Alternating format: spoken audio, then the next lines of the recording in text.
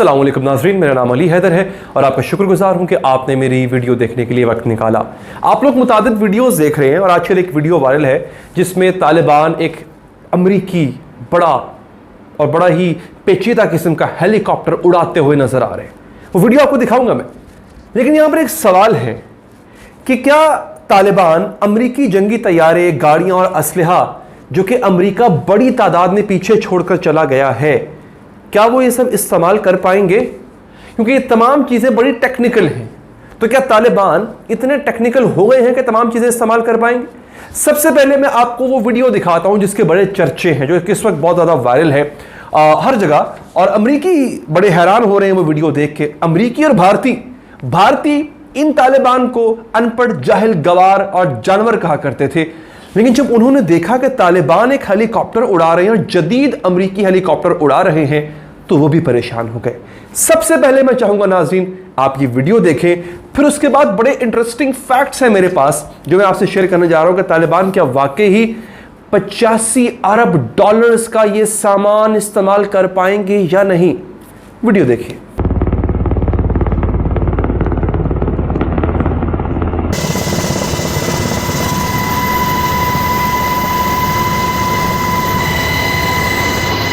जी नाज़रीन, आपने ये वीडियो देखी। तालिबान सवार भी है इस हेलीकॉप्टर में और उड़ा भी रहे हैं, और बड़ा स्मूथली उड़ा रहे हैं। ऐसा नहीं है कि कोई हिचकोले खाता हुआ जहाज जा रहा है, हेलीकॉप्टर जा रहा है। बड़े स्मूथली इसको एंजॉय करते हुए वो अफगानिस्तान के काबुल के ऊपर चक्कर लगा रहे हैं। ये तस्वीर, ये वीडियो जब दीगर गैर मुल्की अखबारों में, टीवी चैनल्स में दिखाई गई तो लोग देख के हैरान रह गए। अरे ये तालिबान है, इनके बारे में तो हमारा तस्वुर ही और था, इनको तो कुछ करना ही नहीं आता। ये वही मोटरसाइकिल पे और डालों पे फिरने वाले कुछ नौजवान हैं। नहीं, अब ऐसा नहीं है। इस वक्त नाज़रीन आपको मैं इस वीडियो में बताने जा रहा हूं कि क्या वाकई ऐसा है कि तालिबान गवार सिपाहियों का एक गिरोह है या अब एक मुनज़्ज़म फौज की सूरत इख्तियार कर चुका है। मगर आगे बढ़ने से पहले आपने करना क्या है, अगर आप अफगानिस्तान के मसले पे अपडेटेड रहना चाहते हैं तो आप सबसे पहले तो चैनल को करें सब्सक्राइब, क्योंकि अगर आप सब्सक्राइब करेंगे तो आप अपडेटेड रहेंगे, आपको नोटिफिकेशन मिलता रहेगा। लेकिन अगर आप सब्सक्राइब नहीं करेंगे तो पता नहीं चलेगा। फेसबुक पर देखने वाले दोस्त जो है वो फेसबुक पेज को फॉलो करें। नाज़रीन, 3,58,503 राइफलें, 64,000 मशीन गन्ने, 25,227 ग्रेनेड लॉन्चर, वो जिसमें ग्रेनेड बॉम्ब फेंक को लॉन्च करते हैं ना, कितना 25,227, और जनाब 22,074 हमवी गाड़ियां। पाकिस्तान के पास हमवीज नहीं है, उनके पास, तालिबान के पास हमवीज गाड़ियां होंगी। इसके साथ साथ नाज़रीन उनके पास जदीद तरीन एयरफोर्स MI-17, C-17 और C-30 तैयारा, और इसके साथ साथ ब्लैक हॉक तैयारे, उसकी पूरी लिस्ट है, आप देख भी सकते हैं, वो आपके सामने है। ये उनकी एयरफोर्स की सिचुएशन है इस वक्त। एक ऐसी फौज जिसके पास अपनी एयरफोर्स नहीं थी, वो रूस का मुकाबला नहीं कर सकती थी क्योंकि उसके पास एयरफोर्स नहीं थी, उससे स्टिंगर मिसाइल से मुकाबला किया।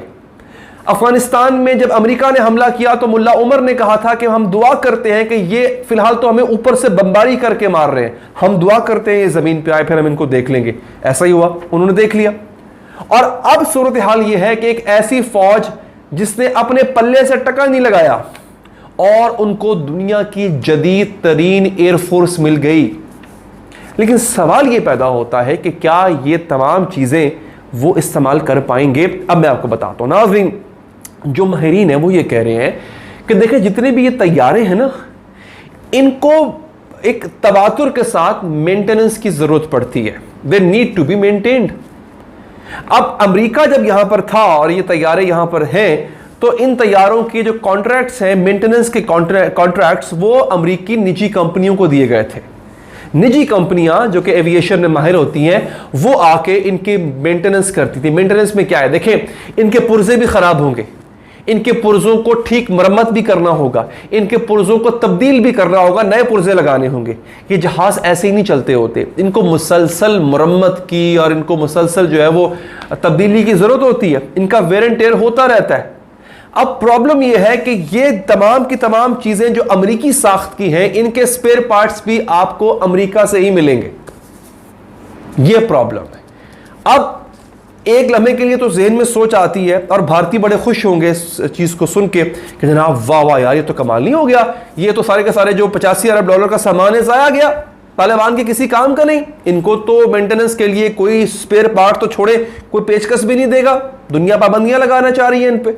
नहीं जनाब, अब मैं आपको एक दूसरा रुख दिखाता हूं। इसका दूसरा रुख ये है जनाब, इनमें से एक तैयारा है MI-17।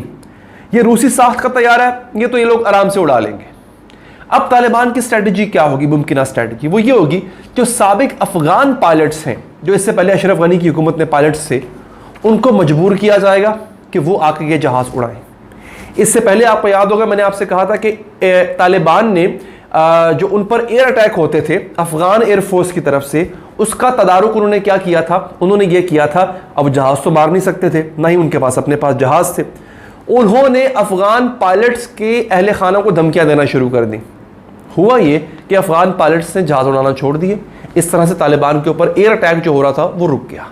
अब इन्हीं अफगान पायलटों को दोबारा मजबूर किया जाएगा पैसे की लालच देके, डरा धमका के कि वो ये जहाज उड़ाएं, और इन्हीं इंजीनियर्स को मजबूर किया जाएगा कि वो आके इसकी मेंटेनेंस करें। रही बात इनके स्पेयर पार्ट्स की, देखिए तालिबान 20 साल से जंग लड़ रहे हैं।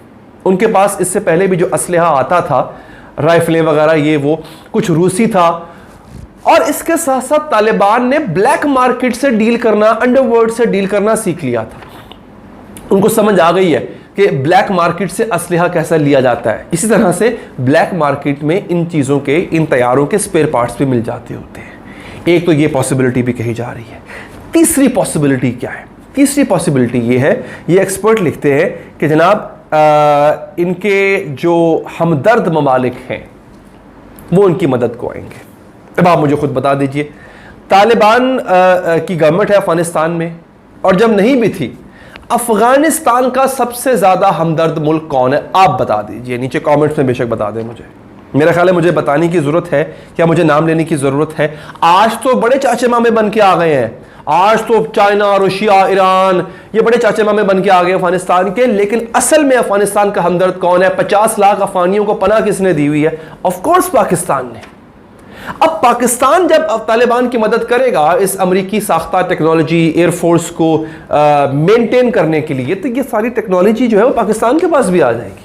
मैं पहले भी अपने व्लॉग्स में कह चुका हुआ कि पाकिस्तान को इससे बड़ा फायदा है। आपको याद होगा जब अमेरिकी रात की तारीकी में एबटाबाद आए थे, याद है ना आपको? हाँ जी, एक बहुत बड़ी उन्होंने रेड की थी वहां पे, और वापस जाते हुए हड़बड़ाई के अंदर एक तैयारा उनका जो है वो गिर गया, उसकी जो एक दुम थी वो रह गई वहां पे।